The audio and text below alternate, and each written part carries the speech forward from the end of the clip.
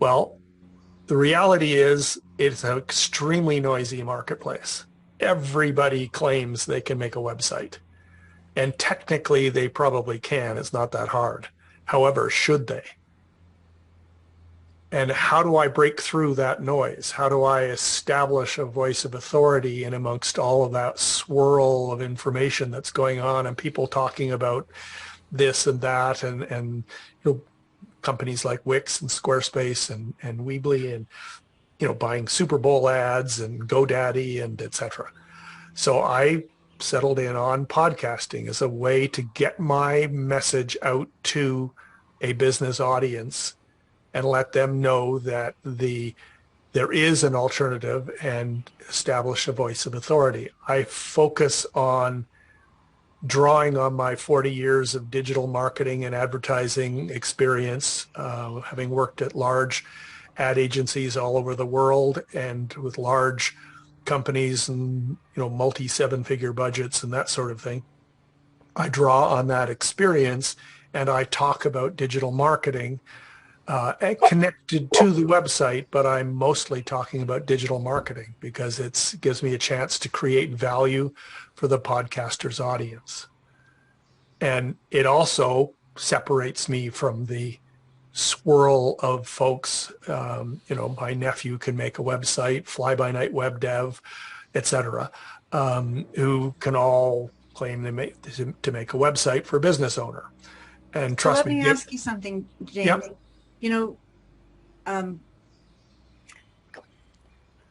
Being able to differentiate and name and claim a niche audience that you want to serve. I mean, even in your first sentence, you said, I work with Yes. business owners who are at six figures in growth mode that want to get to seven. The beauty of being clear about that is people know that is me, I qualify, or that isn't me, he's not my guy. Right. And oh, by the way, Renee, that was a spontaneous soundbite that just came out of my mouth because I know Renee's been interested in learning about sound bites and how to do it. And I don't know how I do it. It's just one of those things where the rhymes just come out. You remember it. Hopefully you're grinning about it, but you got the message.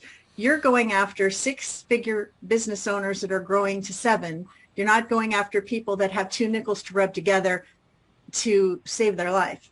Exactly. And the other qualifier is they are or want to be using digital marketing.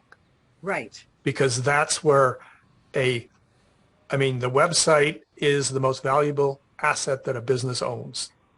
And most of them are terrible. I do website audits, sixfiguresorless.com is my offer and my call to action. And it's where I give people a free audit based on the 6 ways to engage website visitors in 6 seconds or less. Well, and since you brought that up, I have to bring this up too, because I remember when we were talking about way back in the day, you need to have a call to action that would be memorable, that you could uniquely own as your own. And at the time that we were working together, you had something called the 5-second rule. Yes. And I remember there being quite a bit of discussion because the 5-second rule is something that is not something that you can own because other people are using it.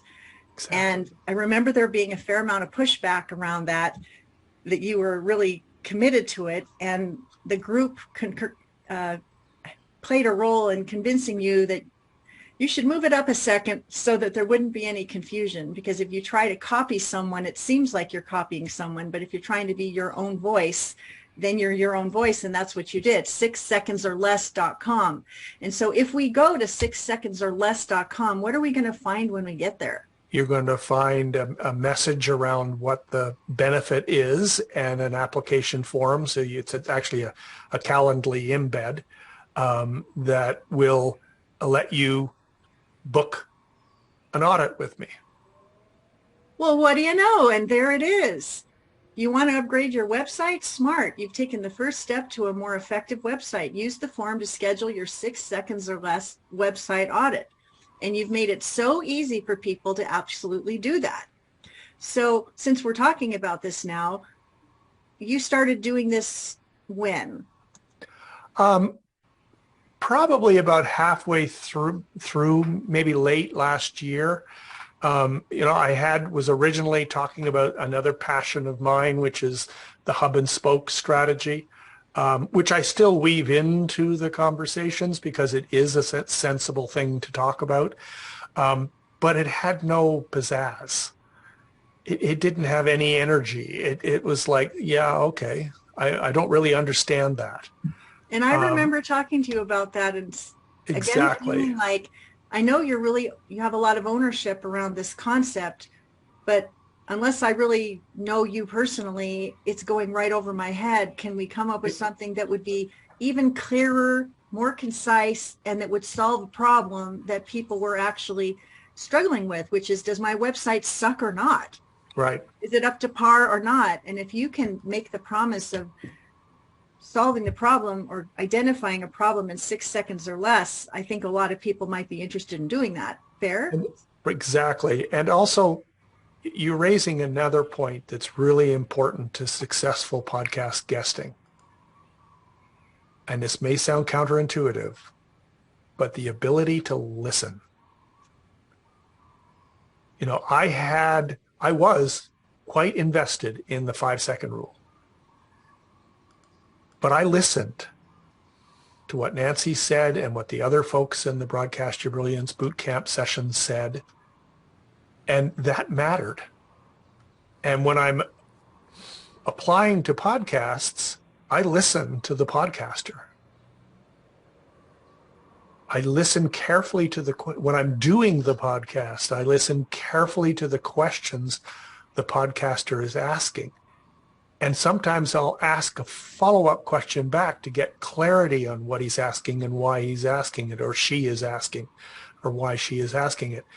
And then I will do my absolute best to answer their question before I pivot into a point that I want to make. Well, let's put that into practice, because I want to go back to 6 seconds or less for a moment. Mm-hmm. And late last year, you put that in place. And is it fair to say that when you are a guest on a podcast and the host says to you, well, James, it's been great talking to you today. What is the best next step you want us to take? What do you say? I make the point about your website is the most valuable digital asset that you own. It's probably not creating value for your customers or your business to the degree it can. If you want an objective assessment of your website, go to 6secondsorless.com and you can book a complimentary website audit with me. We'll spend 30 minutes going through your website. I will share a lot of valuable information around how you can make your website better for your customers and for your business. So go to 6secondsorless.com and book some time with me. I would love to chat with you. Nicely done. So now I have to ask this question is, are people going to Yes. 6 seconds or less? Yes. Can you elaborate on what is happening? I'm probably doing anywhere from 2 to 3 audits a week, and it has generated business for us. So that's been very positive. It takes time though, and that's a point I want to emphasize with folks. This is like SEO, like a lot of things in life. This is not going to generate an overnight success. It takes time. You have to work at it. And, if I listen back to some of my early podcast recordings, We had a guest a couple weeks ago, Christopher Flett, the founder of Ghost CEO, and he's a real straight talking guy. And his words were, you have to embrace the suck. Yep. Embrace the suck, because the first podcast guest spot you do, chances are you didn't look at the camera, you didn't use vocal variety, you didn't bend and sway with the questions that the host asked you, you felt like you duffed it. And then you think to yourself, oh gosh, this isn't as easy as I thought it was going to be. And then you have to sort of say, well, I guess I better get better. And in which case you get better. That's right. You have to work at it. And I want to ask you another question. If you do 2 to 3 audits a week and it's generated business for you, are you comfortable telling us the average value of a client? Well, this is an interesting thing. This is why I am not your typical person. I mean, we don't have a high value offer. I probably should have a high value offer, and it's definitely on the list for 2022. Right now, I am trying to build traction around the Innately website subscription service. So that's the typical value of a customer is, anywhere from $3,500 to $5,000 over a 2-year period. It's a monthly recurring revenue business, which is a whole different business model. So it's valuable in that sense. But I don't have a high ticket offer. So you don't have a high ticket offer yet. Yet. Yep. It is definitely something I've been listening carefully to our customers and to the audiences and the kinds of questions that I've been getting to try to determine what the high tip. I mean, I'll give you an example. I'll tell you a story. Yesterday, I recorded the third in a 3-part mini series with a top 5% podcaster in the B2B space. And the purpose of that mini series was we were talking about the marketing funnel. The first episode was the top of the funnel. The second episode was the middle of the funnel. And the third episode was the conversion events. And it was a panel discussion. I invited a person I met through podcasting, Kylie Lang, who's a quiz funnel queen out of the UK and Europe. And the three of us talked about this. And Christian, the podcaster, was talking about demand generation. And I said, everybody talks about demand generation, but you need to, if you solve a real problem that lots of people have, you will generate demand. And what I'm working on right now in the terms of my high ticket offer is the answer to that question. I want to determine what's a real problem that I can solve that a lot of people have that I can do uniquely. I'm so glad you're in inquiry about that because I think you have a huge opportunity. Mm-hmm. Now, something else about James that I think is sort of fun to bring forward is, how there are some people that are belling up to the bar to buy everybody else's coaching program and they're dyed-in-the-wool, invest in yourself people. Well, James is not one of those people. He is a 40-year veteran of the industry, and he's incredibly judicious about how he uses his professional development funds, and coaching, quote unquote, was not really something that you were typically interested in or inclined to do. No. And I don't know that since we've crossed paths, you've done a whole lot more of it. So it makes me feel very, glad that somehow there was some kind of a connection made where you felt like, well, maybe she's got something to share here. So we shared with you the 6P system for podcast guesting success, and you started applying it, and we already spilled the beans and let people know that you have since booked yourself on 50 shows or more. Yeah. So why did you do it? How are you doing it? What have you learned? Spill the beans. Okay. Well, I've talked about why I was doing it already. Right. How I'm doing it, let's to be successful at this, you need to start at the end. And what I mean by that is you need to know what your objective is.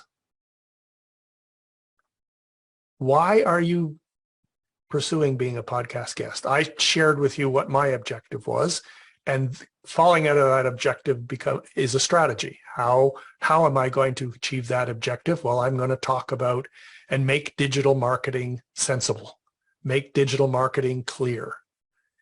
Okay. So I know what I want to say, and then you need to know how you want to say it.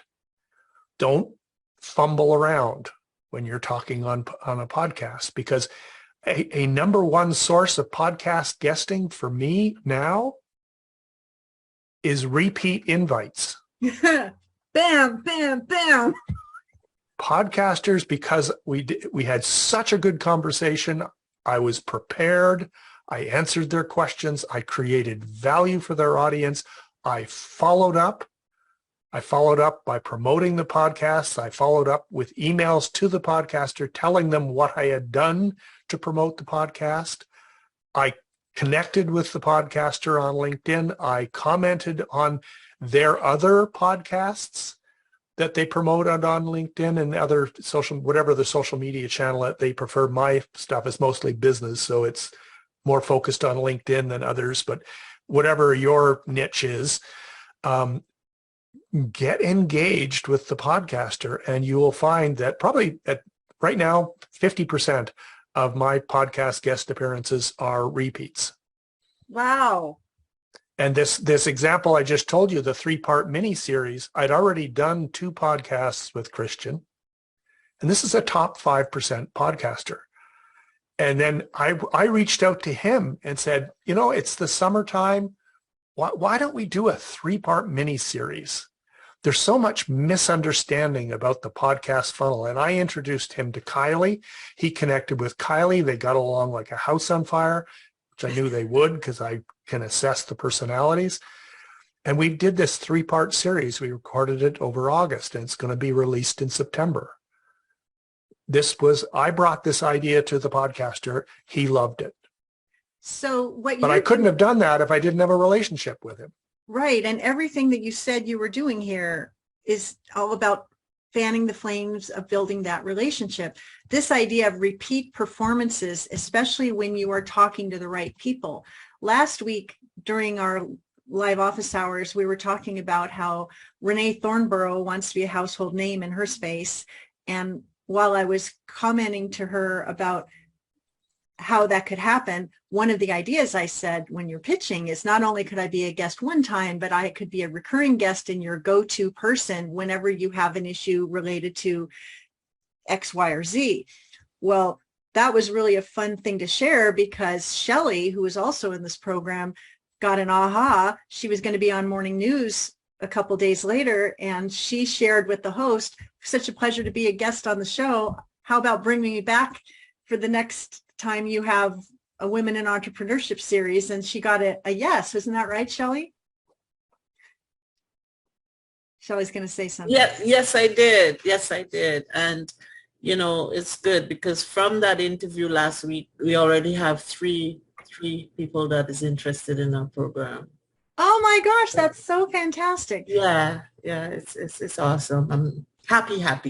Was that your first time on television, Shelley? No, I've been to that network and that helped too as well. This is my 3rd time. So I've sort of built a relationship with them. So I so love that. Everybody's giving you lots of love in the chat. Yeah. So great. Thank you so much. So I'm on a roll. Yes, I love seeing that. And everybody's cheering for you.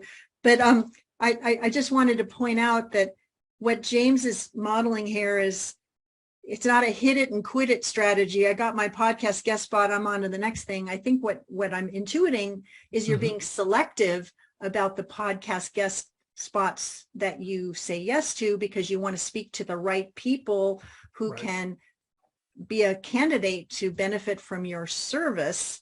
And then once you find yourself in a relationship with someone who's reaching those people, you're doing everything you can to nurture the relationship, which likely means that you don't have to have as many relationships, because if you go narrow and deep versus far and wide, you're more likely to hit your target more readily.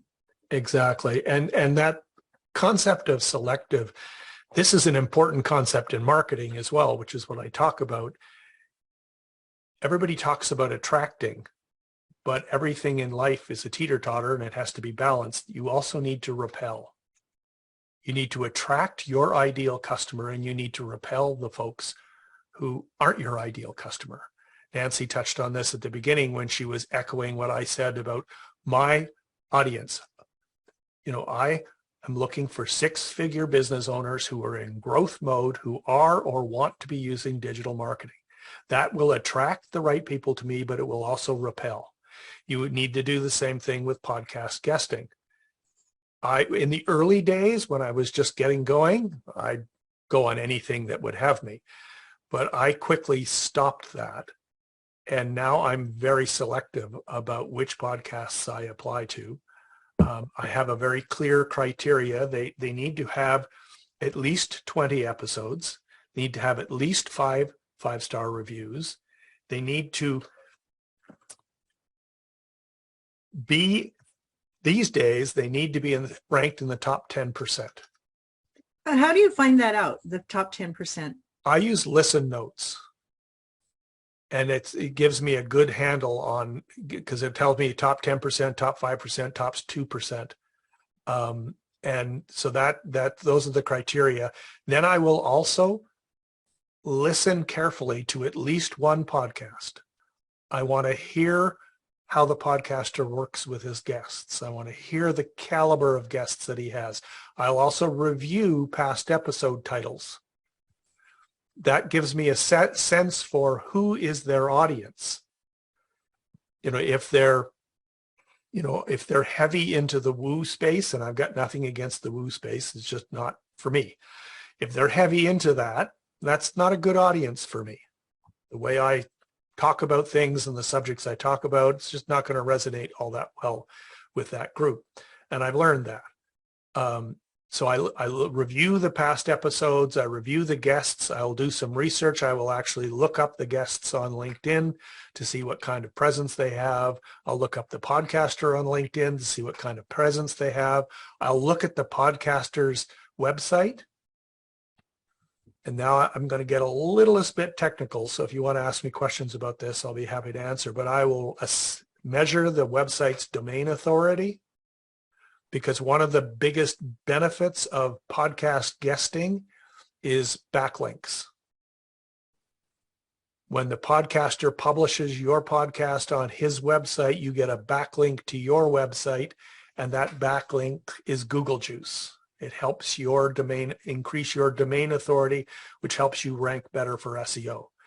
This is closely connected to what I'm trying to do as a business. It may not be connected to yours. It also requires some technical skills that not everybody has, but I will assess their website for quality and that sort of thing. So I have this criteria that I will, and this is all before I will apply. So let me ask you a question. And everybody, if you're keeping notes about your questions, like write your questions down in the chat, write your questions down on a piece of paper, you're going to get a chance to ask your questions directly. One of the questions I had is, for some people, technical stuff, their eyes do glaze over and they tune out as soon as you say anything. Domain authority. Yeah, that's like, oh, go domain authority. I have to know about that too. But one of the things I say to people is like, what are the key words that people would look for when finding somebody like you? Yep. And sometimes people get tripped up with that. So for you, are there certain keywords that you like to be easily found by?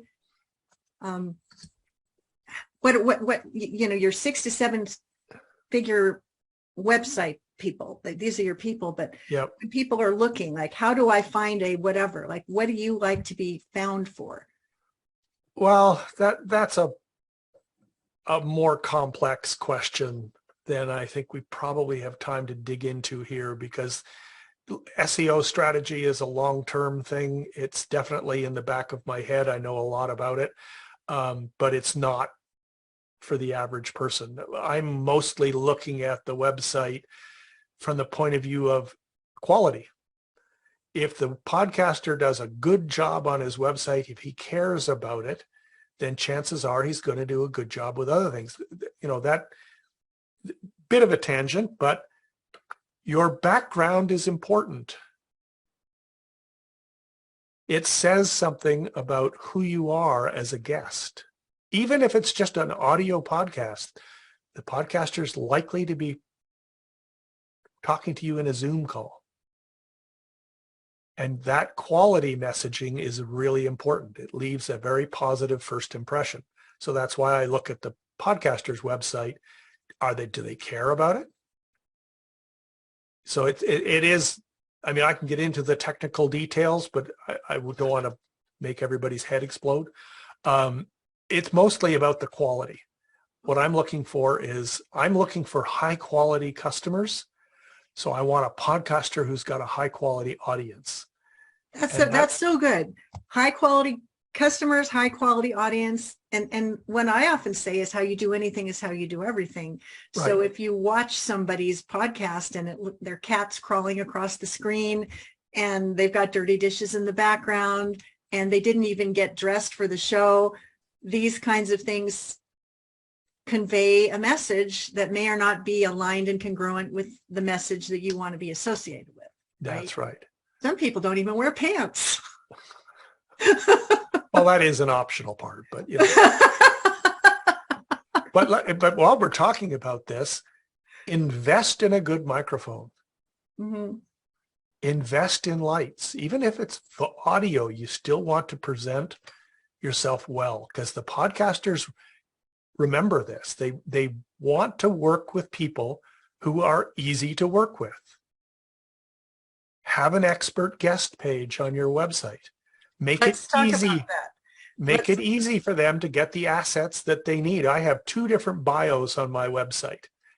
I want to find your website so people can see what you've got. So it's innately.com, INN8LY.com. You're now going to James's website. And my podcasting stuff is in the footer.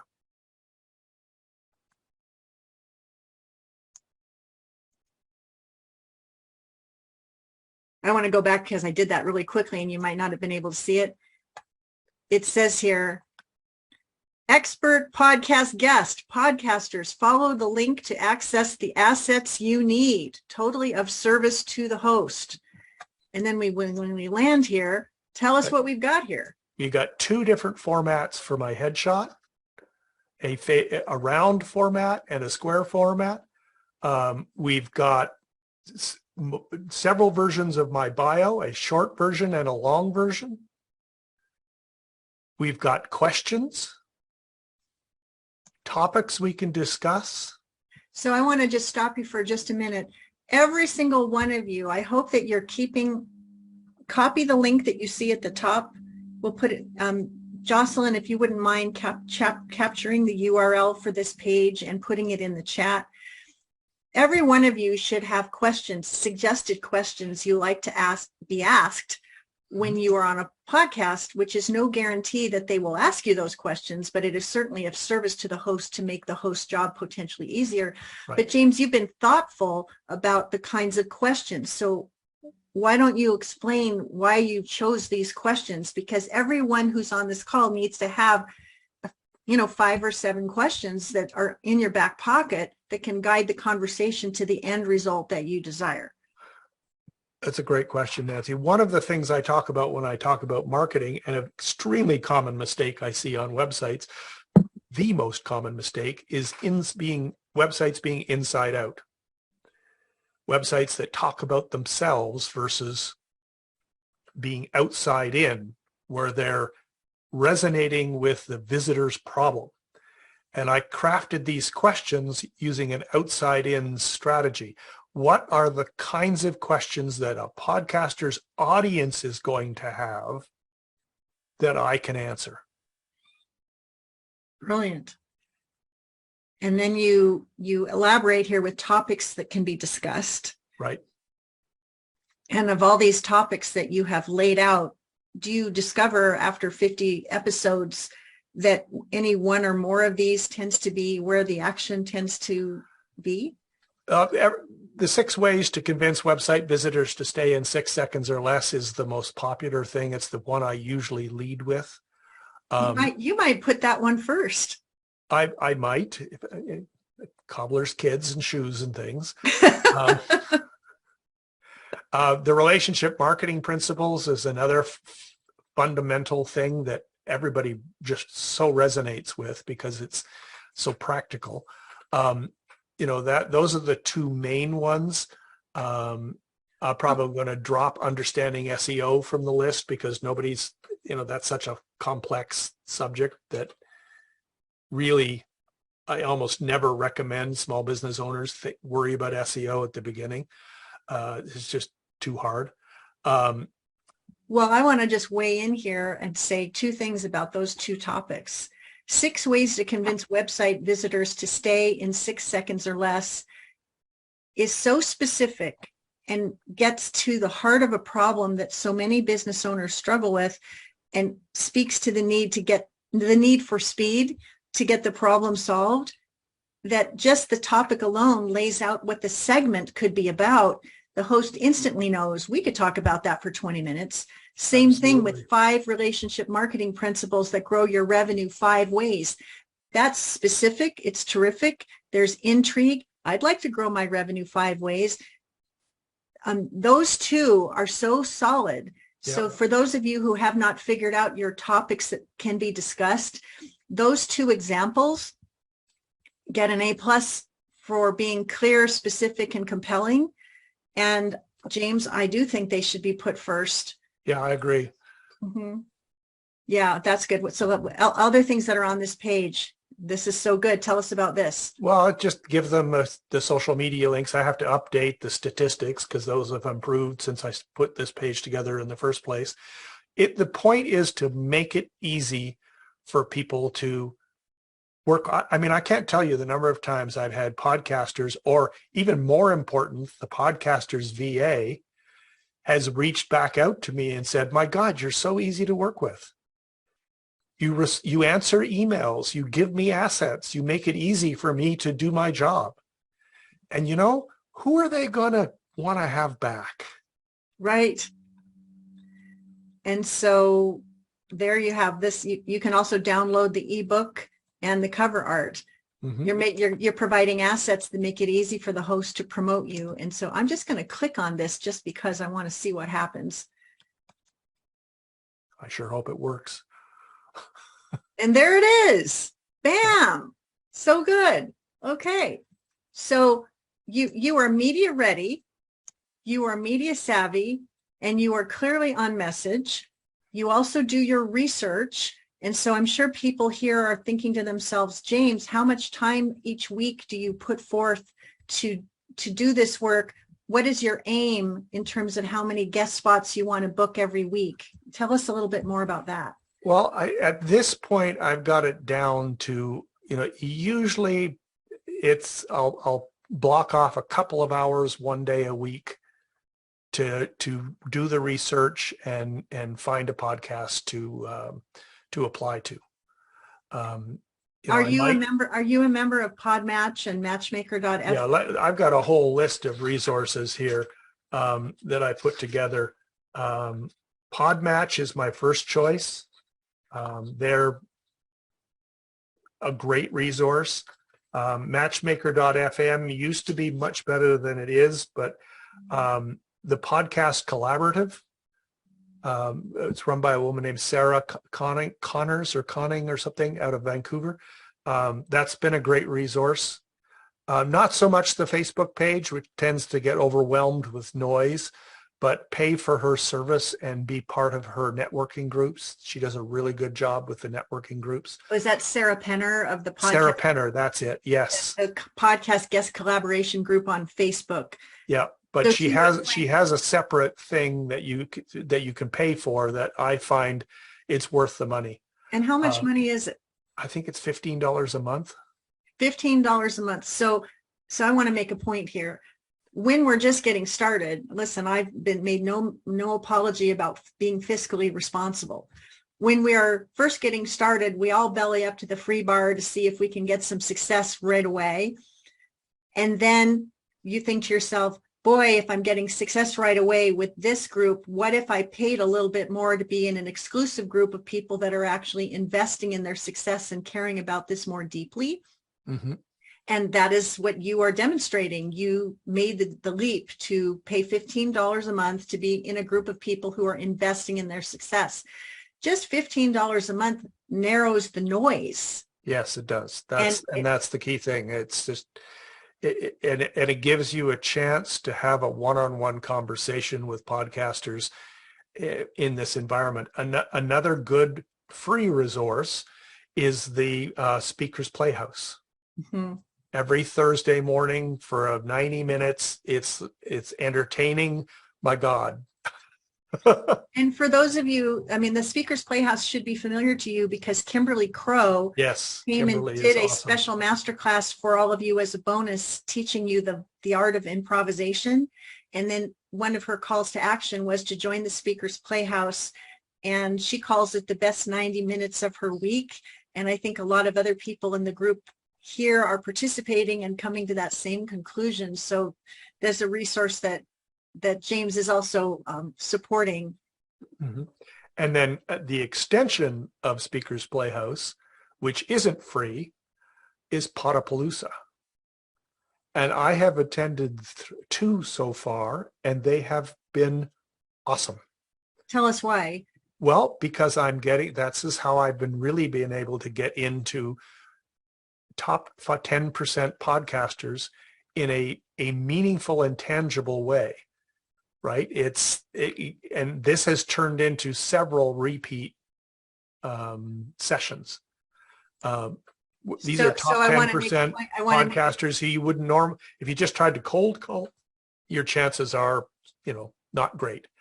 But inside of Potapalooza, it's a much more effective platform. So I just want to underscore, I'm sorry I was jumping on you there, but every one of you got a ticket to Potapalooza when you joined this program. And then when Kimberly came and delivered her improvisation course a few weeks ago, she said, come to the next one. And I think it's such a modest investment to participate in it. And she does them like every quarter.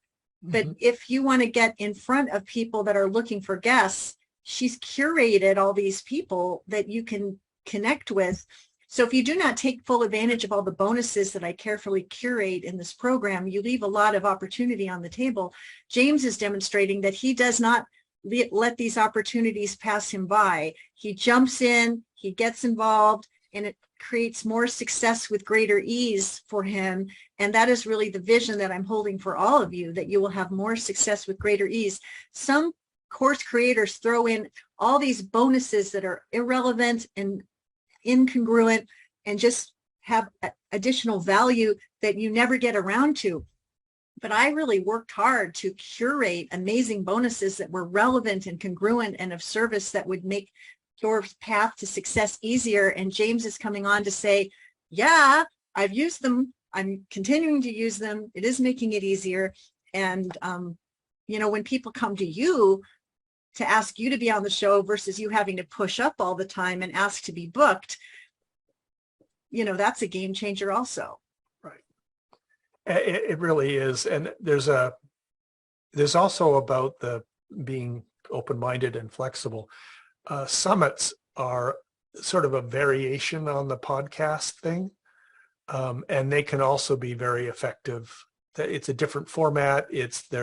They don't have the evergreen long life that a podcast has, but they can be an excellent way to get in front of a very carefully targeted audience. Can you say that there was a little noise on my side? What is the vehicle that you're talking about now? Summits. Yes. Have you participated in some? Yes, I am participating in summits, and it has proven to be effective because it tends to be a very committed audience, because it's not a listen to it when it's convenient thing. It's at a specific time. So people who take the time are committed. Therefore, you've got an audience that's paying attention. Can I ask a couple of questions about that? Sure. The summit invitations, did they come to you because of being present in some of these other resources and groups? Yes, some of it's through networking, but a lot of it is you get what you sow, right? Mm-hmm. I am involved with a number of networking groups. I don't know if you may not, are you aware of Event Raptor? I am not aware of that one. Okay, Event Raptor is a relatively new platform. It's out of Europe. They're doing a really good job of both creating an event platform for content creators, as well as a network and an environment where speakers can connect with summits.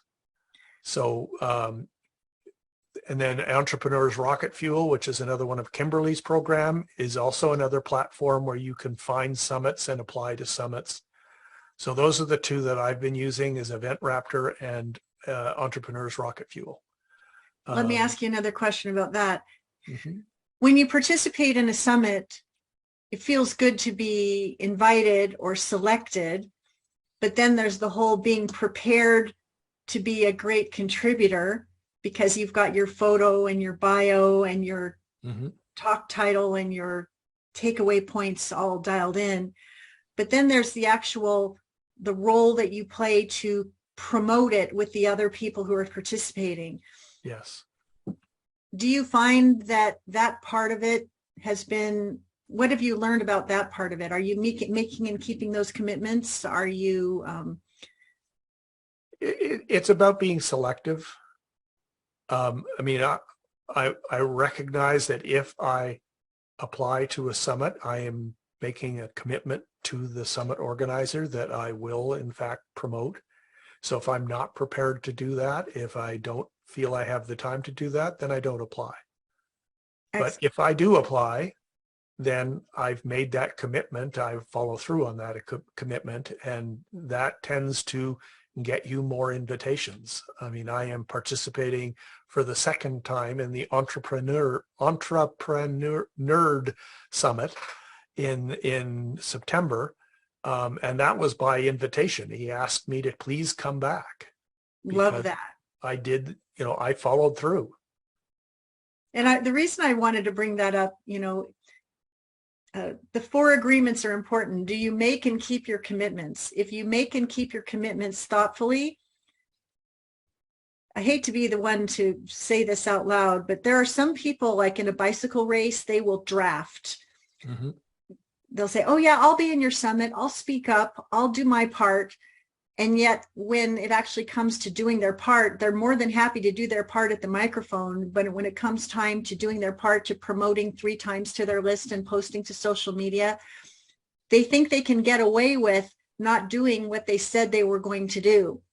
And I want you to know that to the extent that you can make and keep and exceed the commitments that you make, you will be so memorable from the host's perspective, because you know what? The host keeps track of the metrics. Mm-hmm. The host knows how many, it's like being Santa Claus. They know who's been naughty and who's been nice. And when it comes time to invite people back for the next one, anyone who spoke up but didn't promote doesn't get invited back. Right. And that's just the way it is. So make and keep your commitments and try to go the extra mile when you can. Yeah, it's so important. And building the relationship. The green room is your friend. Tell us more about that. It's the green room, the conversation before the podcast, and especially the conversation after the podcast. Look for ways to build that relationship. Ask about other things you can talk about. Have an ask. And then follow up on that relationship. If you say to the podcaster, hey, I know so-and-so. I mean, I have introduced lots of other people that I know to podcasters. You should use this person as a guest. You start feeding other guests to the podcaster, they're going to listen to you. If you actively follow through on your commitments. I mean, I've sent business to other podcasters. The podcasters have sent business to me. This is a world where relationships matter. I know of Josh Aldridge is a podcast host. And his business is helping people launch their own podcast. And his niche is, the audience is nice and we want to create value for the audience, et cetera, et cetera. But you, Mr. Business Owner, want to start a podcast because you can use the podcast to get into conversations with potential clients that you would never get access to under normal circumstances. So good. Right? And that's all about the green room. Well, you as a podcast guest have an opportunity to build a relationship with other business owners who you under normal circumstances would not be able to connect with. So let me ask you a question. Since you are a graduate of the Broadcast Your Brilliance Boot Camp, and in your cohort, there were some pretty remarkable people. Did you find that when you were in the green room for podcasts that you found yourself introducing the host to your fellow members in the group so Yes. that they could be guests? Yes. And then what happened with those relationships that you were nurturing with your fellow members? Oh, that's also been good. I mean, it's Rebecca and I are brother and sister from a different mother. It's he's referring to Rebecca Pierce Murray, who is also a graduate and quite a remarkable person. Yes. And Rebecca has actually hired me to help coach her on her website and her marketing strategy. And I have recommended her to a number of podcasters and made a number of connections for her. And she has done the same thing for me. You find, do you know the story of poodles? Tell us. Poodles are many people consider poodles to be one of the smarter and more social of the dog breeds. And if you go to the dog park, the poodles find each other.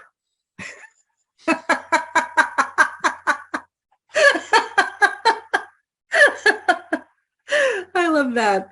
I love that. I'm so glad that you and Rebecca have become colleagues, co-collaborators, champions for each other's success, because that is a core tenet of what I try to do in this program. I know Jan Wallen, who you may remember Jan. Yeah, I do remember Jan. Jan Wallen is the Raise Your Fees Without Losing Clients expert, whose book has since gone on to become an Amazon bestseller, and now her business and her speaking calendar is exploding. And Vicky Delajoyo, which you may remember from a previous session, she's just, your power presence is like everybody's sort of helping each other out. But if you've been sitting on the sidelines and not connecting with your fellow members, you could be leaving a lot of opportunity and ease on the table, because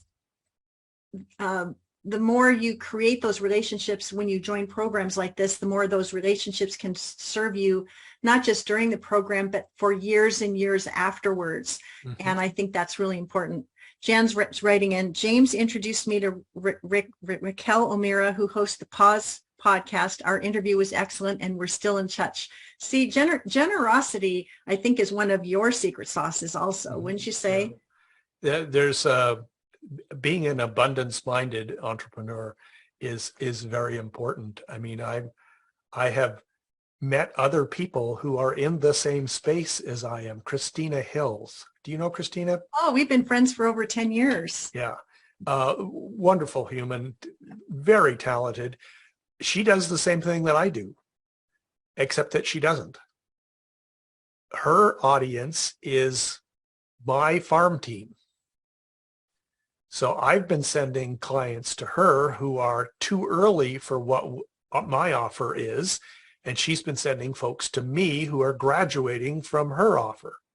Now, do you have a joint venture or affiliate relationship between and among each other? No, it's just mutual respect. Well, I want to say this about that. You both have an opportunity there. Mm-hmm, sure. Last week, I was talking about the graphic designer that I used for over a decade that I kept on referring business to just because I thought she was awesome and I was doing a service for her and the person who was looking for someone like her. And then I got on the phone with her one day and said, do I refer a fair amount of business your way? She said, you're like my outsourced marketing department. I said, so happy to hear that. And I said, I have an idea. I'm wondering if I could float it by you. And she says, what's that? And I said, what do you think if I make an introduction to you and that they become a client, you reward me with a little kiss on the back end? Would you be willing to do that? And she said, yes. How much would you like? And that's all it was. She wasn't into technology. She didn't have an official affiliate program. She wasn't about to start one. But she said, if you send me a email that says, I'm happy to introduce you to Bob here who needs something like this, I think the two of you can do beautiful business together.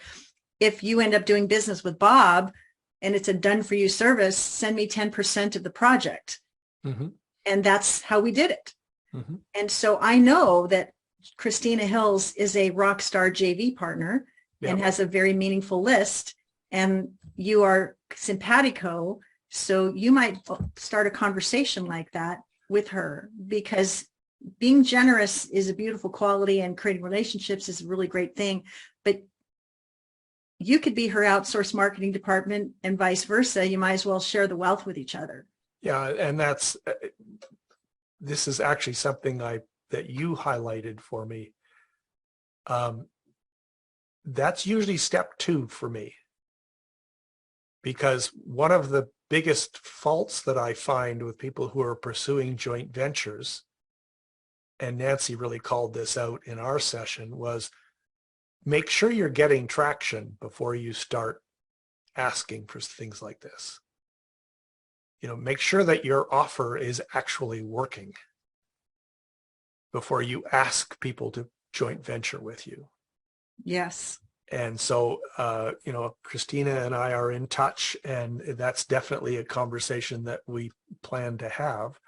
But, it's amongst other things. The other thing is there are only X hours in the day, and time is your most valuable commodity. And, in the short term anyway, I find that just being abundance minded helps me separate the wheat from the chaff. Very good. Because, I'll send some people their way. Do they send any people my way? Right. Because it really takes 2 to tango. And so before I invest a bunch of time and energy into generating and signing up for affiliate things, blah, blah, blah, I want to see if there's some traction there. Very good. Now, this is a question you probably weren't expecting, but you've been doing 50 or more podcast interviews. Your authority is growing. Your business is growing. Your mastery around being a podcast guest is growing. Just curious, do you have a YouTube channel? I do have a YouTube channel. It's nascent at this point, but it's definitely something that I have been exploring. Repurposing content, which I think is kind of where you're going with this, Nancy, is so important.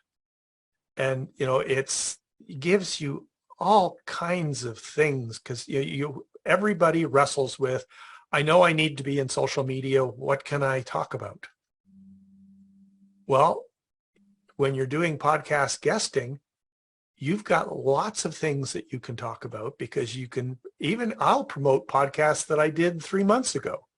If I've got a hole in my social media calendar, there's nothing says you can't do that.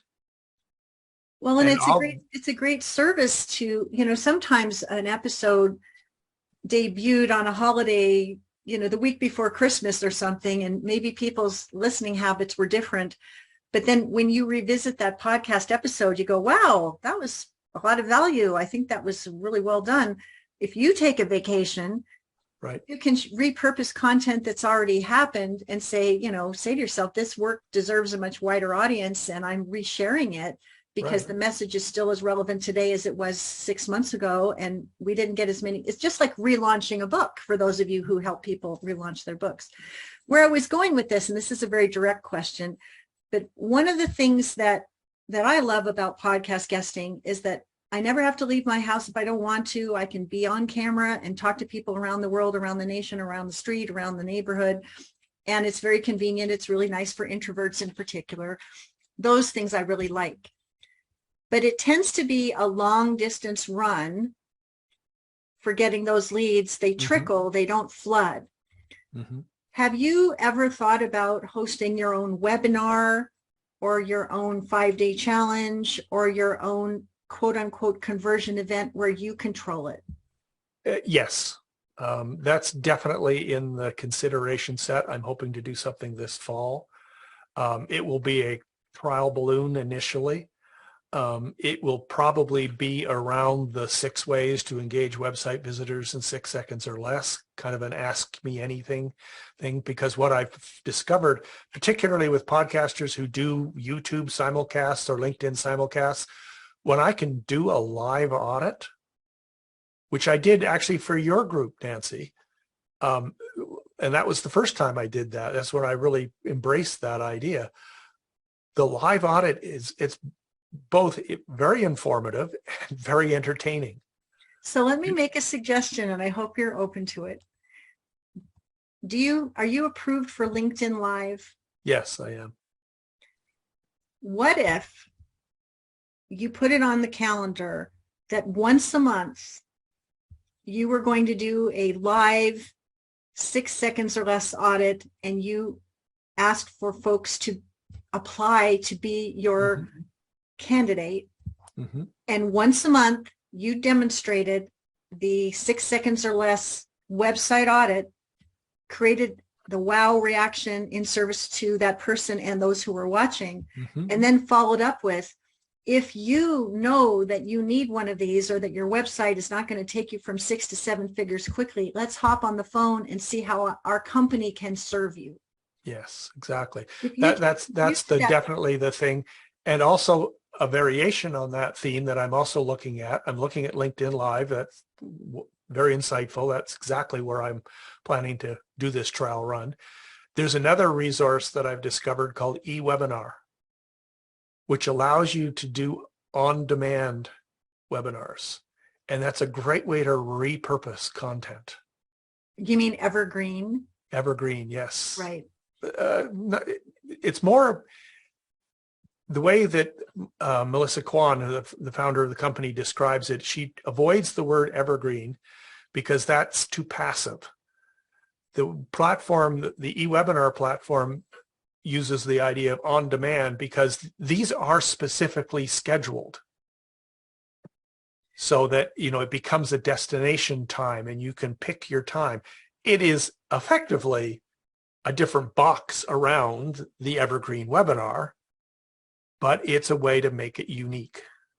So if I may comment on that, great suggestion. And I am a huge fan of validating before you automate. And if you were to put this on your list of having your own, do it live, because you're live with us right now. Oh, yeah. I'm comfortable with that. Any second now, I'm going to open this up for questions, and people are going to ask you all kinds of questions, and you're going to be able to engage with you, and it's going to feel real to them. And when you do a bunch of those and you notice that from every one of them, there's at least one person that emerges that becomes a client, or one person that gets referred to you by someone who got to engage with you in this way. The beauty of this is that you don't have to go through a podcast host to get it accomplished. You can schedule it once a week for 20 minutes and have that be the lasso that brings people into your world for a direct sales conversation. Right. And if I were king and in your shoes, I would do that right away. We're king. So I know you've been so generous this hour and 5 minutes sharing what you've done and how you've done it and what's happened for you. Have there been any pitfalls or mistakes or things you wish you had known that you could share with our members so that they can succeed more readily based on the feat of your hard-won experience? It's something I've already talked about, but the concept of be selective. In the early days when I was involved with basically going on anything that would have me, there was some horrible situations. Podcasters who were so amateur and so unprofessional and didn't really understand what they were talking about, didn't understand how to properly interview. So that was, I'm thinking of one in particular, that's where I really started upping my game in terms of being selective. It's a mutual thing. Just like I talk about, the website needs to create value, mutual value for the business's customers as well as value for the business. Podcast guesting is a mutual thing. You need to create value for the audience, and the podcaster needs to create value for you. And that you want to be in partnership. So you want to be very selective about who you're in partnership with. Don't be intimidated by the fact that you have to apply. They need you as much as you need them. And when you do a good job and you come and you're prepared, they will ask you back, because believe me, it's hard work to find guests. Brilliant. So what questions are coming up among our amazing members? Would anyone like to raise their hand and ask James anything about his podcast guesting experience, or even his 6 seconds or less audit, or anything else you want to know? Let's make this interactive. I see Peg has raised her hand. Peg, please ask your question. And first introduce yourself so people know the wow about you. Sure. I think Anne was before me, though. Well, let's start with you, and then we'll go with Okay. Anne, and then we'll go with Michelle, and then we'll go with Judy. Great. Thank you so much, James, for all the insight you've provided. I'm Peg Duchesne. I help my clients do digital marketing, not so much on websites, but I love to do the About Us section and LinkedIn profiles and those kinds of things. I'm someone who gets hired to do the social media mundane posting that keeps them in front of their audience and those kinds of things. I love what you talked about in terms of creating value both for the podcast host and the podcast host creating and the audience, and the podcast host in turn creating value for you, the guest. I booked a call. My call's this evening at 6:30, so I look forward to going deeper into the audit and seeing your process and whatnot. And my question is, you said you don't really go into the weeds with search engine optimization. Mm-hmm. Is that because people just don't understand it? Or for people who do understand it, you do? Or is that just not what you want to focus on after your audit and for your future clients? It's not what I want to focus on, because it is a very complex problem. It is a very long game. And for most small business owners, it's not worth the investment. There are other channels and other things that they can do that will generate value for their customers more quickly and more efficiently. They should always be aware of SEO, and I'm happy to talk about those principles. But for most small businesses, it's not a good idea. The exception for that is local SEO. If you're a local business and serving a local market, then ignore everything I just said. Thanks for that clarification. Local SEO is absolutely vital and very, very important and very efficient and relatively easy to accomplish. So it depends on the audience. It depends on the subject. In a podcast environment, since I don't really know who the audience is, I tend to avoid the conversation because I don't know who I'm talking to. What a great tactic. Yeah, that's great. And I love your speaker information on your website. What a great model to follow. So thank you for being here, and thanks for everything you shared. I look forward to my audit this evening. Yeah, the other thing on the speaker information that Nancy didn't show, but I think is also important, is having a press page. Because where backlinks from the podcaster to you are important, backlinks from you to the podcaster are also important. If you go down to the footer, Nancy. Ah, there it is, press room. Oh, let's look at this. Oh, it's so good. Look at this. All the podcasts are there. Looks so professional. Brilliant, brilliant. Jocelyn, if you wouldn't mind capturing the URL for this and putting it in the chat, I think it will be inspiration for, look at all of these podcasts, people.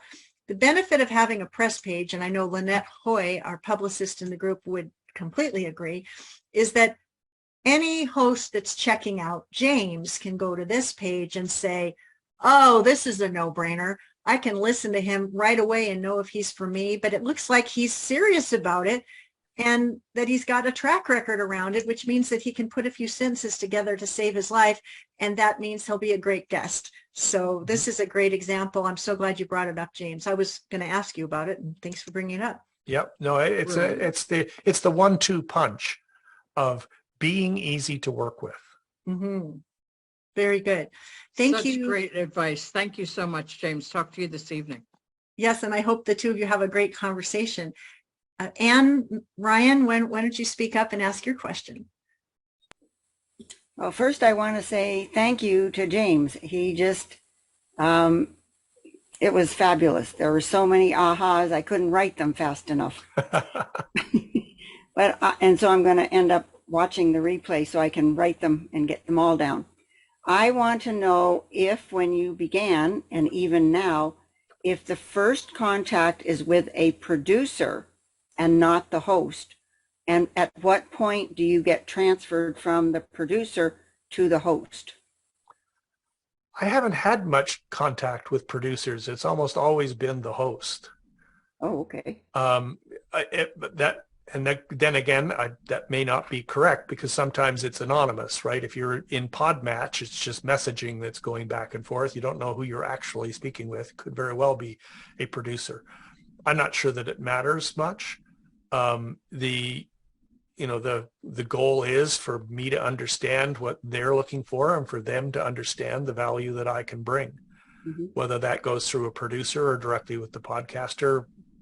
I love it when podcasters take the time and trouble to do a pre-interview. Yes. I wish more would do that because that just tends to make the podcast itself much more efficient and effective. It gets the getting to know each other part of it out of the way. And that just makes for the conversation to be warmer and friendlier and, more natural during the actual podcast. But that's still only about 20-25% of podcasters do pre-interviews. Yeah. So, well, part of the reason was the relationship building. Right. Your relationship building with the producer, and then now you're going to do it with the host as well. So thank you very much. I appreciate your answer. Sure. I want to thank you so much, Anne, for your question. And now, Michelle, why don't you unmute yourself? And if you've typed a question in the chat, I'd still want you to share it live, voice to voice, because it's a great opportunity for you, Diane, to reconnect with James voice to voice, and I'd like you to do that. So let's go with Michelle, and then Judy, and then Carolyn, and then I'm going to want to hear from Diane and anyone else who has a question. But I'd like for you to put yourself live on the camera if you're willing. Go ahead, Michelle. Thank you so much, James. I really appreciated when you led early on in your presentation that podcasting can be a slow process, because that's what I've always been taught. That doesn't mean that there aren't the stories of you get on and someone calls you and you've got a $50,000 client. Those are there, but they always feel like bait more than the real thing. And so I've always wanted to get a clear answer, and you seem like a guy who can give it because of your background, you track numbers probably, is when you're on a podcast and you offer a call to action or a free gift or whatever you offer, what is the percentage of response that you get to that type of an offer? Because I'm sure you've got it nailed in by now. And well, I don't know what the audience numbers are. So the percentage response, it's typically I will get, 2 to 3 inquiries out of a podcast when it's first released. But I'm getting inquiries from podcasts that I did 6 months ago. Okay, that's helpful. Yeah. Because they're evergreen. So it's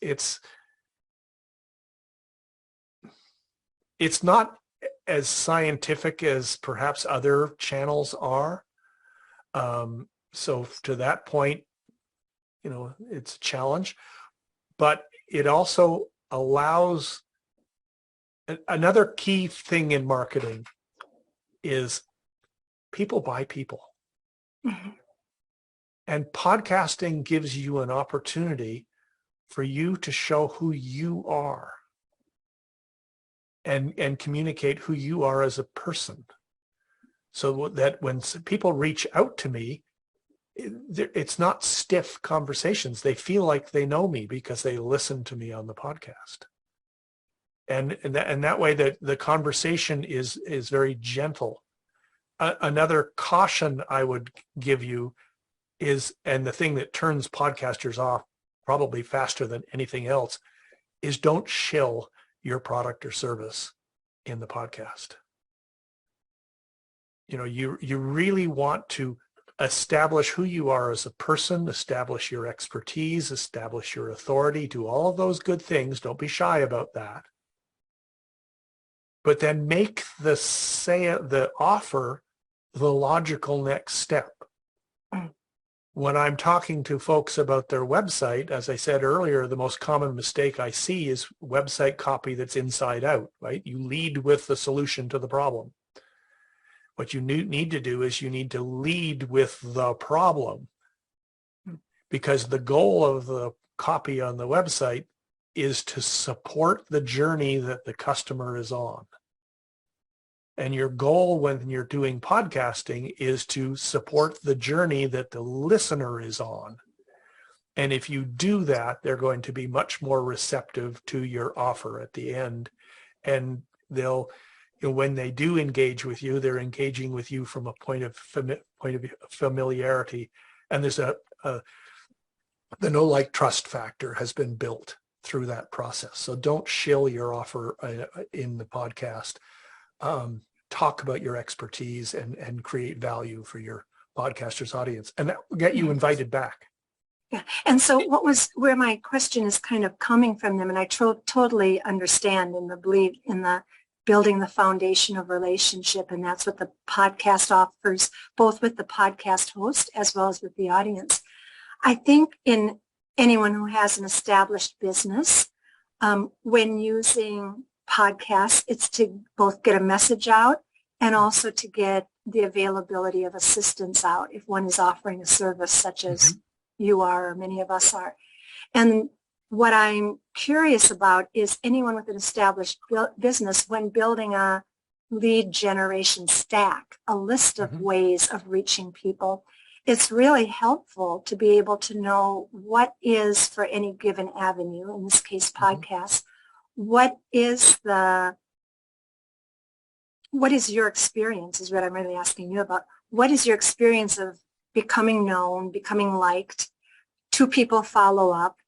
You follow up with them and do your audit.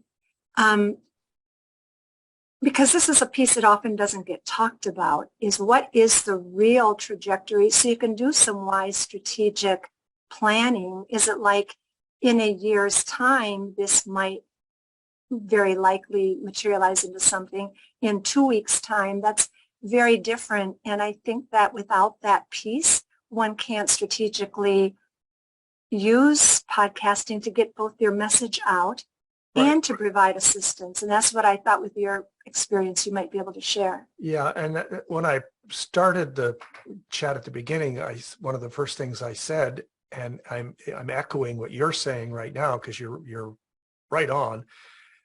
What's your objective? And then coming out of that, is podcasting a valid medium? And then coming out of that, okay, how am I going to execute within podcasting to achieve that objective?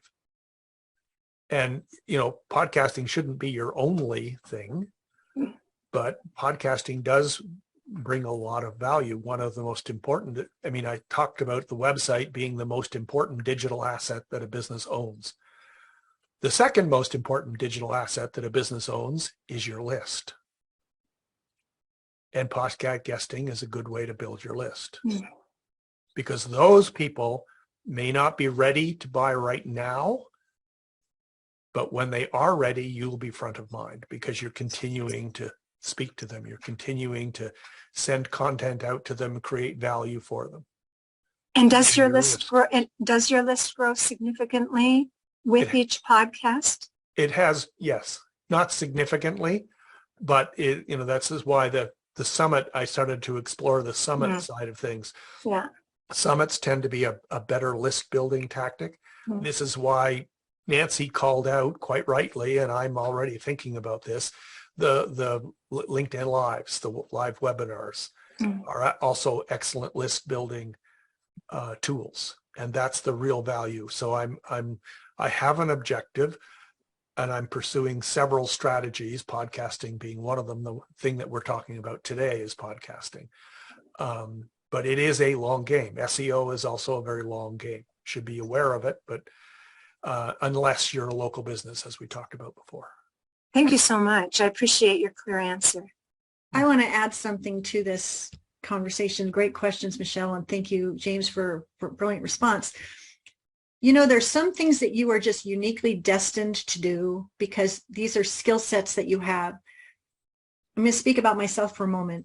I can pull a soundbite together so intuitively. I can have a conversation with a human being so readily.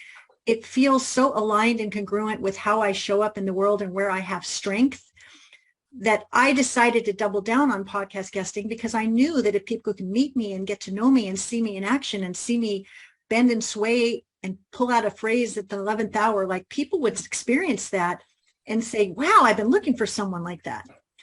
Mm-hmm. If you don't have those abilities, you know, you've heard that expression, does she have a face for radio? You know, some people have a face for radio and should never be on TV. Like I felt that way from time to time. Like if it's not your strength, don't do it. But it is, the reason you joined this program is because you like to speak, you, the royal you like to speak, you have a point of view, you have something to share. And I think the one thing that didn't get brought out so far, and I want to go to Diane because she has to leave in a minute, but podcast guesting is fun. Yeah. And there are a lot of things that you do in your business that are fun. And there's some things that you'd put on the cringe list, like you're holding your breath and say, boy, when I get that whatever done, I'll be so relieved. When you weigh in, like how much of it is fun and fruitful and how much of this is drudgery and miserable, I'll take podcast guesting every day of the week. I'll take live speaking every day of the week. This is like being a fish to water. So if it's your thing, you know it's your thing. If it's not your thing, then it may not be your thing. Right. It also has a knock-on value in that when you're doing podcasting and you're answering questions, you learn how to articulate your value clearly and succinctly so that when you get into an enrollment conversation with a potential customer, you know how to communicate your value clearly and succinctly. This is something that comes from practice, and podcast guesting is a great way to practice that. Brilliant. Now I want to get to Diane Ployce, Fran's Choice. Are you still there, Fran? Yes, James, I have a question for you. In looking at your long list of podcasts, I'm making the assumption that you just listed the ones that the podcast host was good and that you gave a good interview. And then how do you manage that? Do you keep adding good ones and dropping a few off? Or do you delete some after they get old? Or if some are repetitious, just how do you manage that? Well, it's just, I don't drop them off. I do apply some editorial to it. Every podcast that I'm on is not in that page. But the nature of these pages is that people see what's on the top. And just like when I'm assessing podcasts, one of the things I look for is, have they released an episode in the last 90 days? And I am assuming that if a podcaster is looking at this page, they're going to want to see, is this guy, are his podcasts being actively published? So since it's chronological and the most recent ones are on the top, it kind of doesn't matter how deep the page goes, but those backlinks are always there and they're always creating value for the podcaster. So I don't remove podcasts from the list, but I am judicious about which ones I put on the press page. Yeah, the ones that are cringeworthy, we all don't want anyone to see. Let's not make it easy for people to find the cringeworthy ones. Yeah. Carolyn, are you still here? I know you had to drop off, but if you're still here, let's just see if you are still here. Carolyn. Diane, just since you're still here, you've been a podcast guesting superstar for quite a while now. How's it going? You're muted. Yes, I just realized that. Thank you. It's going fine. I continue to do them periodically and have gotten some response and logged in for some of the finer points. I will add that I did add a podcast guest page to my website where I have listed the ones that I have done. and would like to, of course, add to that. So that's another step. Can you drop a link to that in the chat so others can be inspired by it? Sure, I will drop a quick link and then I will have to listen to the recorded version for the rest. Thank you. Thank you so much for being here. It's so good to see you. I think you and James were in the same cohort, I think. I seem to remember that. I think we were close. I think I may have been one session ahead, but we're very close. Yeah. First cousins. Yes, love that.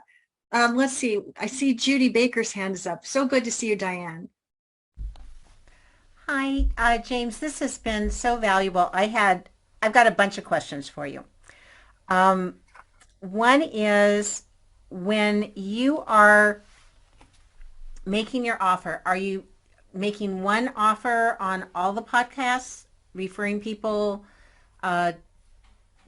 Is doing the audit the thing that you want to do, or are you also getting people to do things that don't take your time initially? So that's my first question. The majority of times I'll use the audit. People bring me onto the podcast to talk about digital marketing. The website is a very important part of successfully executing digital marketing. So it's a pretty logical endpoint. But not always. There are times when the conversation goes in a different direction, and I have another offer, which is, VIP chat with James.com. Mm-hmm. That is more generic and that I can use in circumstances where the 6 seconds or less.com is going to be incongruous with the conversation that we've had. Mm-hmm. I am a people person. I like people. Much to my wife's surprise, people like me. So for me, having that one-on-one conversation is a very important part of my marketing funnel. Mm-hmm. I've heard and I understand the value of having a non-personal offer, Mm-hmm. A course, and people have coached me on this and suggested that, having a free webinar or an exclusive webinar as an offer, might be a different way to go. Uh-huh. And it's definitely something I'm considering. But for now, anyway, the conversations create so much value. I'm able to create value for the person I'm working with, but I also gain so much from the conversations because I hear the real problems that people are fighting with. Okay. I hear what it is, because so much of marketing is breaking through the noise. And like I said, if you talk about real problems that lots of people have, you will generate demand. Yeah. But how do you find out what those real problems are? And for me, it's through those one-on-one conversations with real people. Okay, that totally makes sense. And I have a couple of questions in regard to, you just gave us massive value. I'm wondering if you have thought about collecting that information to speak to the other people in Nancy's group and other people who are doing podcasting, because that just seems so aligned with what you do. And I think, as you said, you've got people who are teaching people how to create their own podcast, people who are doing other things, and just having that as a resource would be huge. Whether you do it as a handout or in a webinar, I just think it would make sense. Yeah, I'm happy to share in a situation like this. I would certainly be happy to be invited to do this. It's not something I'm going to put a lot of time into, because at the end of the day, I have all kinds of employee mouths to feed, and I need to stay focused on the revenue generating source that keeps my business focused. And while I'm happy to share in a situation like this, it's not something I can put a lot of energy into because it's not directly connected to my day-to-day business. That makes sense. My last question is about repurposing information from the podcast? Are you going in and making clips? Are the hosts making clips? How are you keeping that? I mean, once you've done a podcast, it's not dead. We Right. all know this. So what are you doing to keep the cycle going? That's a great question. Some of this requires a certain degree of technical comfort that I appreciate not everyone has, but I will often cut clips from podcasts and then repurpose them into social media. I will cut clips from podcasts, send it off to rev.com and turn it into a blog post. I will, there's all kinds of resources like headline or Highline. I forget what it's, I can look it up, that allows you to make audiograms, which are very fun things to do and so easy to make. And if I could just jump in, Judy, some hosts will provide those assets to you. They usually do, yes. Some do, but not all. So that was why I was asking that question. Some do, but not all. And some that do don't do a very good job of it. Yeah. So, since I have a fair amount of comfort with this stuff, having rattled around in the advertising world for a long ass time, I will use what they provide, but I will often create my own. But I will also, particularly with podcasts that are, 2-3 months old, I'll cycle back and repurpose. Mm-hmm. And if I listen to a podcast, I don't listen to every single podcast that comes through, but maybe a third of them. But Mm-hmm. as I'm listening, I'm always listening for sound bites, Mm-hmm. things that I can grab and turn into other content. And the last thing is, you're probably not having that happen as often now, but when a host isn't super skilled, you're probably now very good at, as Nancy is, redirecting, redirecting. And that's part of that comes from being a guest, and then oh, here's what to do when that happens. Yeah. Yeah. Sometimes, and these are not podcasters I typically am as diligent about following up with, but if I have to lead the conversation, I don't know that that's useful for anybody. Yeah, I hear you on that. Thank you so very much. And I booked a call with you as well. This has been amazing. Oh, fantastic. Thank you. I'm so glad I'm so glad. This is so good. I want to say a couple things in praise of James. I compliment you on your generosity and sharing your experience and all the resources and all the wisdom and all the lessons that you've learned, because being consistent and tenacious and on the money about this one strategy, it's clear to me that this is something you like to do. It's fun for you. It's aligned and congruent for the kind of business you're building. And I just want to underscore and put in boldface type that you really have doubled down on the strategy to make it integrated into what works in your business. Mm-hmm. There are many people that will try something one time and abandon it, or be tactic of the month. Well, that didn't work, so I'm going to try this, and that didn't work, and I'm going to try this. And I just want to underscore in boldface that I don't remember how many cohorts ago it was, but you said, this is a strategy that's going to work for me, and you are working the strategy consistently. Right. A very common question I get from podcasters at the end of a podcast is, what's the question I should have asked but didn't? Or what's the last thought that you want to leave with the audience? And one of the things that I will, more often than not, will say is, don't try to boil the ocean. That's a soundbite. Right? Pick one or two things, do them well, and when you think you're doing them well, figure out how to do them better. The new shiny thing syndrome is death. But if you be clear on your objective, be clear on your strategy, and then double down on the execution, And don't give up when you hit the first speed bump, because I absolutely guarantee you will hit speed bumps. What was it you said? Embrace the suck. And that's a direct quote from Christopher Flett. You know, some of the early things that I did, my God, I looked like I had a hairbrush stuffed up my rear end.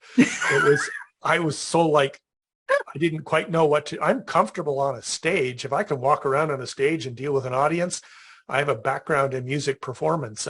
Being on a stage does not, but being on a camera was like, oh my God. But, you know, I'm a lot more comfortable with that now. And that comes from doing it. Amen to that. Now, I know you'd mentioned that you have a call that you have to get to at the top of the hour. Yes. And so I want to make a comment from Peg. In regard to Judy's question, I and probably many of us would pay for a compilation of resources you utilize and recommend. Having it all in one place with your endorsement would be hugely valuable. And Judy says, I would pay for a compilation of resources too. So I want to compliment Jocelyn Compton, who has captured many of these links in the chat. So please save the chat, people, because the chat is your friend. The compilation has already been created. And you know that if you want a 6 seconds or less audit, you know where you can find James. And I just want to underscore that, remember, he's working with 6-figure businesses that want to grow to 7 and are in growth mode. Mm-hmm. If you qualify, please request. If you don't qualify, don't get in the habit of taking advantage of people's benefits when you are not a candidate, because that isn't a good, fair exchange between the parties. Just, you know, be mindful of what it is that, who is a good candidate to benefit. Everyone is a candidate to benefit from a 6 seconds or less. But if you don't fit his ideal client profile, don't ask for it, because that's not a fair exchange. One parting thought that you want to share, leave everybody hungry for more? I think it's, you know, reciprocate. I mean, you called out Nicole at the beginning of the call, and I've probably sent 4 or 5 clients to Nicole. You know, because my clients come to me and they're like, they haven't got the organization, and I'm like, I have a solution for that. And I would not have known about Nicole and her great team if it hadn't been for this kind of environment. So embrace the generosity when it's there. Beautiful. Well, James, I'm so honored. And I want to also point out to people, James and I started working together in this course, and because our values are so aligned, I consider us friends, colleagues. Mm-hmm. I mean, just because someone's no longer in the program doesn't mean that there's not still in my world. But James, true to his path, reached out and said, I reached a milestone of 50 podcast bookings. Do you think that would be of value to your audience to share what I've learned? He made such a valuable approach that it just made sense to bring him here to inspire you all. And I'm hoping that y'all will learn how to model his example, because he was totally of service to this community by coming forth to bring this value. But underscoring it all is reinforcing the promises that I made when you joined the program in the first place, is that you will book yourself on 4 to 12 shows or something better in the 12 weeks that we are together. And many of you have already accomplished that, and many of you are still en route to accomplishing that. But here's someone who has made it a steady diet and a well-formed habit, and who is welcoming the rewards. So I congratulate you, James. I thank you. Please give James some love in the chat. James is a member now in this Facebook group for the next couple of weeks as y'all have questions or follow-ups. So be sure to follow up with him. And let's do the wave and the jazz hands for James as he gets on to his next, yeah. Thank you, James, with multiple exclamation points. Thank you. Thank you. My pleasure. And thank you for the opportunity. I'm going to put my links in the chat. You know, feel free to connect with me on LinkedIn or, you know, follow on social media. Happy to help if I can. Nancy is a wonderfully generous person, full of great wisdom, and I am still a fan of her velvet boot. She continues to periodically apply the velvet boot to my posterior. And I value that. And I'm happy to share and contribute what I can. Well, you're a rock star, and we're all made better for you having joined us. And we had such a wonderful turnout today. So I have one or two other things I need to cover for today. So you're welcome to stay if you can. I really can't. I'm sorry. I'm going to have to bounce. But okay, well then, it has been a pleasure. Much love to you and continued success. Yep. We'll be listening and watching for you on podcasts that are right for people that are going from 6 to 7 figures and need a website that will reflect where they are. So they make that fabulous impression and use digital marketing to their ultimate advantage. So Thank you so much. No, thank you.